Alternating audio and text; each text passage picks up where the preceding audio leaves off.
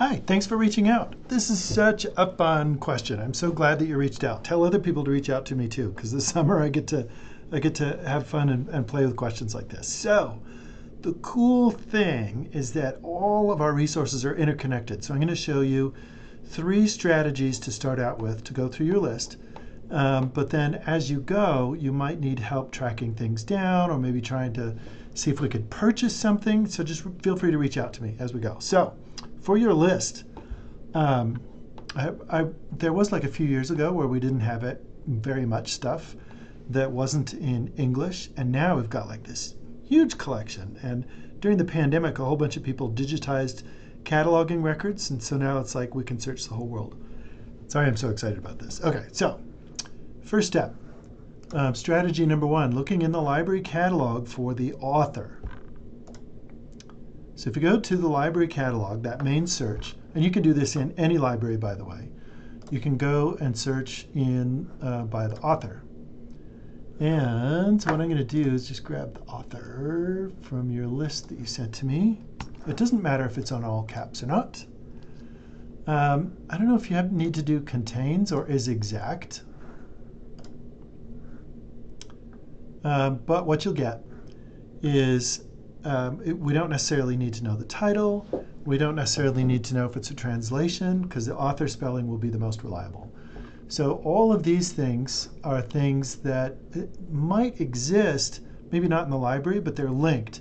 So this is a great search so you can see everything that this author has written that we currently have indexed access to. So there's like manuscripts and things like that. I looked and I couldn't find the title.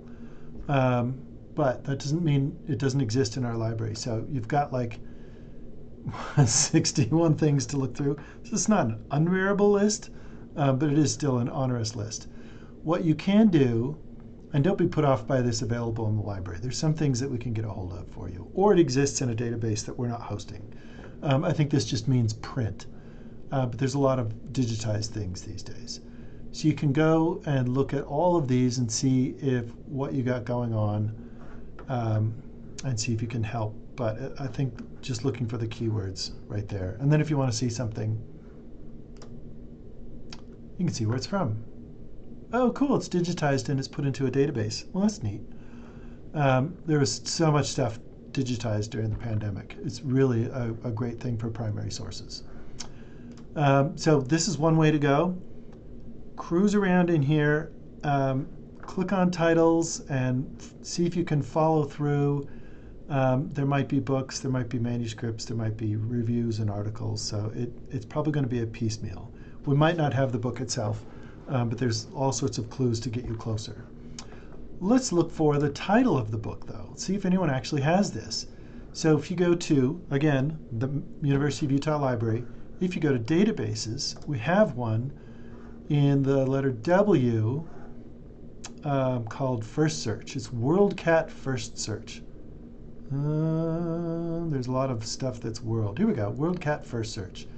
WorldCat First Search is something that allows us to look across many, many, many academic libraries in the United States, and there's some outside of the United States that are starting to be indexed too. So I'm going to grab the title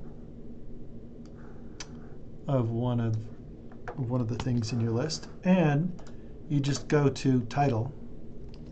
And I'm not sure if you have to put it in quote marks or not. This is an older interface, so your results may vary. But when you click on search, you can do title by title and see if it exists in a library anywhere. This one's great. Do you see this? Libraries worldwide that own the item. 1. That's good that it exists, but they might not lend it out. Let's see who's got it. University of Torino. Cool. I'm laughing because I'm just like, well, I guess we have to go to Torino. So your next step, and this one is kind of a variable. Something like this, there might be reluctant to lend it to a library in the United States, especially currently. Political atmosphere is not the greatest that it's been for lending across international. But what you can do is go to Interlibrary Loan, and the first time that you log in, you'll be confronted with this menu of things. And you can do new requests. When you have something at a university, I'm assuming University of Torino is probably pretty sophisticated and up to date. So what you can do is you can typically request like one chapter to be scanned. You can't send the whole thing because of copyright laws in the United States and the European Union, but you typically can get one book chapter. So that's right here. What I would recommend is when you go to, let me start over, when you go to this Interlibrary Loan link, right here is an email. The people at Interlibrary Loan have dealt with all sorts of things like this all the time, and you can say, okay, we found this book. It's at this university in Italy or wherever, and you can give them you can do that first search, and you can give them some of the metadata here in the library that it's in.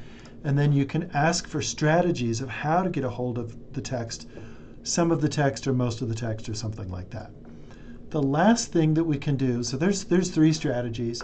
If you do find something, it's always worthwhile going out onto the open web and looking for the title, not necessarily the author, but the title in quote marks, and that'll look for each word in that particular string.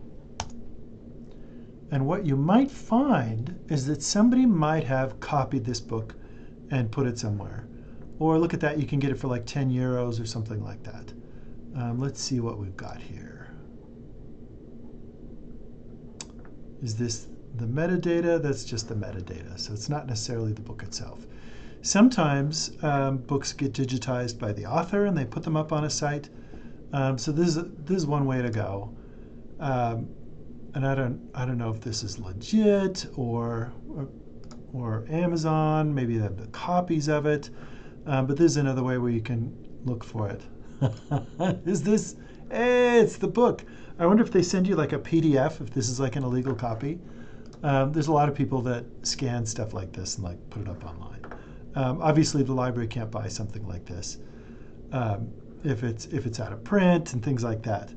I'm looking at your list, and it looks like most everything is mid-20th century. So, but as we go, oh no, there's something from 2012. So as you go, use the strategy of looking in the library catalog for the author or the title, looking in that WorldCat First Search database to see if other libraries have it, and then if it's in the United States, you can request to have that whole book mailed here to the United States, and we can check it out to you. But you can find more interlibrary loan strategies from there. And then last-ditch effort, see if somebody scanned it and put it up online. If you have any questions, or if you want to follow up on any of these questions, or send anyone my way, just have them reach out to dale.larson@utah.edu, and I am delighted to help.